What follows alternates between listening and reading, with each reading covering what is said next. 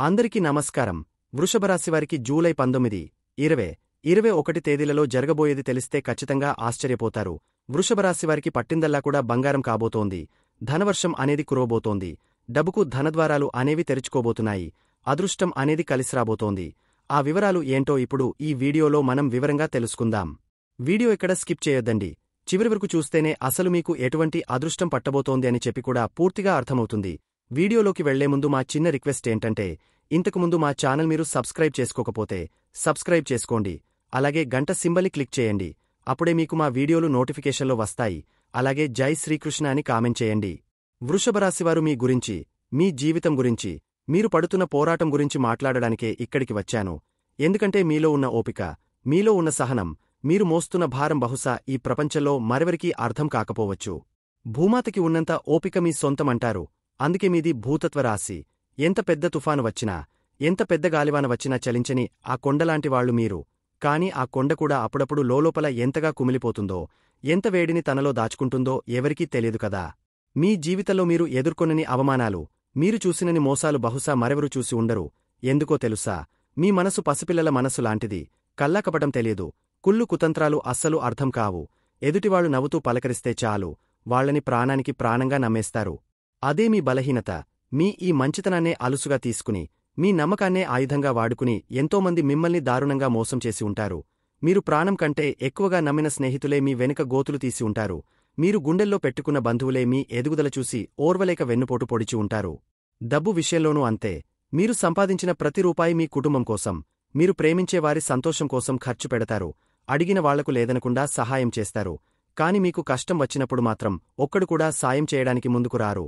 కనీసం పలకరించడానికి కూడా ఇష్టపడరు. మీరు పడ్డ అవమానాల గురించి చెప్పాలంటే మాటలు చాలవు.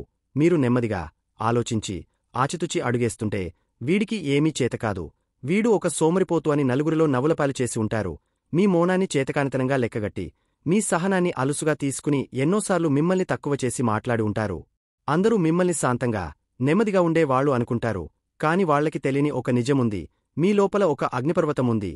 మీరు సహనాన్ని కోల్పోయి ఆ అగ్నిపర్వతం బద్దలైందంటే, ఆ లావా ప్రవాహంలో వాళ్ల అహంకారాలు, వాళ్ల కుట్రలు అన్నీ బూడిదైపోతాయి. కాని ఆ తర్వాత మీరే బాధపడతారు, అనవసరంగా కోప్పడ్డానే అని. మీ ఎదుగుదల చూసి ఓర్వలేక మీపై ఎన్నో కుట్రలు పన్నుతారు. మీరు కష్టపడి పైకి వస్తుంటే, దాన్ని తట్టుకోలేక మిమ్మల్ని ఎలాగైనా కిందకి లాగాలని చూస్తారు. మీరు కష్టపడి కట్టుకున్న సామ్రాజ్యాన్ని, మీ కీర్తి ప్రతిష్టలను మంటగలుపాలని నిరంతరం ప్రయత్నిస్తూనే ఉంటారు.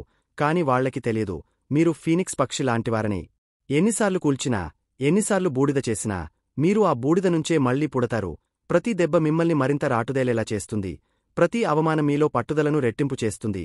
మిమ్మల్ని మోసం చేసిన ప్రతి సంఘటన మీకు ఒక కొత్త పాఠాన్ని నేర్పుతుంది. అందుకే మీరు కిందపడొచ్చు, కాని లేవడం మాత్రం మానరు. ఇన్ని కష్టాలు, ఇన్ని నష్టాలు, ఇన్ని మోసాలు, మరి మీ జీవితానికి అర్థమేంటి? మీ బతికింతేనా? కాదు, అస్సలు కాదు. ఇక్కడే అసలైన కథ మొదలవుతుంది.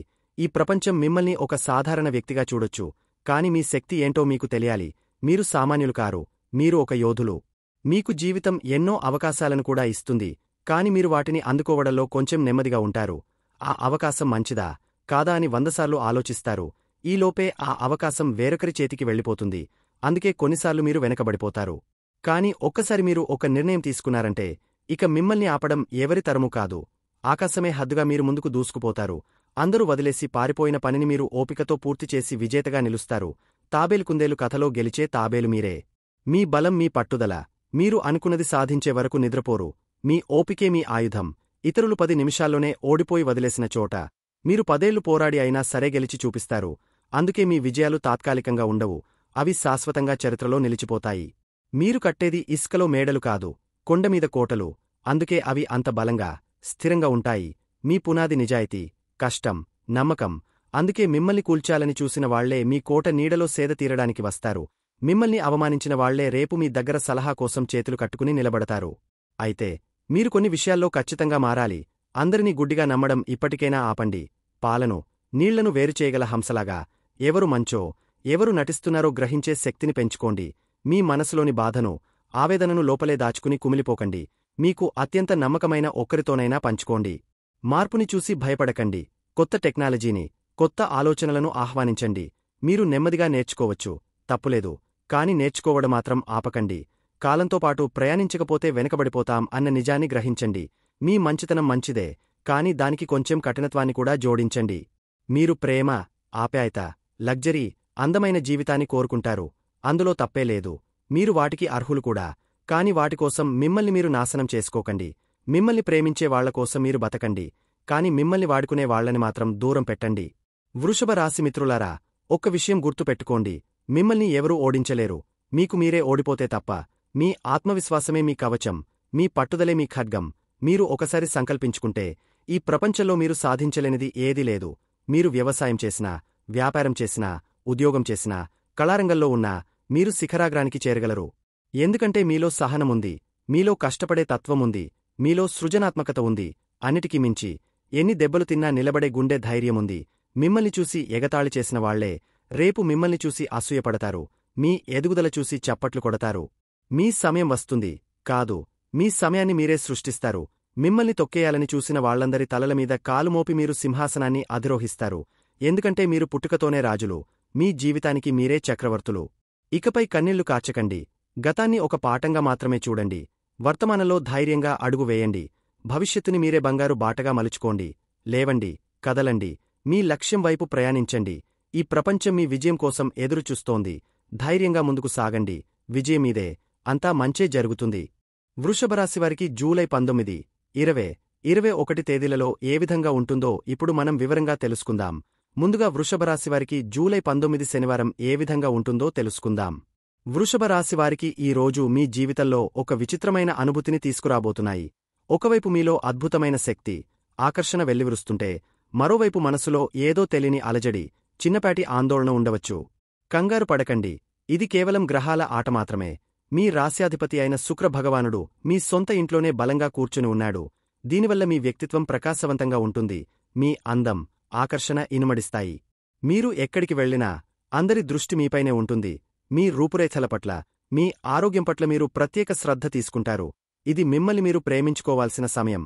అయితే చంద్రుడు మీ రాశికి 12వ ఇంట్లో సంచరించడం వల్ల ఈ రోజు మనసు కొంచెం చంచలంగా ఉండవచ్చు. అనవసరమైన ఆలోచనలు, గడిచిపోయిన విషయాల గురించి చింతించడం వంటివి జరగవచ్చు. రాత్రిపూట నిద్రకు కొంచెం ఆటంకం కలగవచ్చు.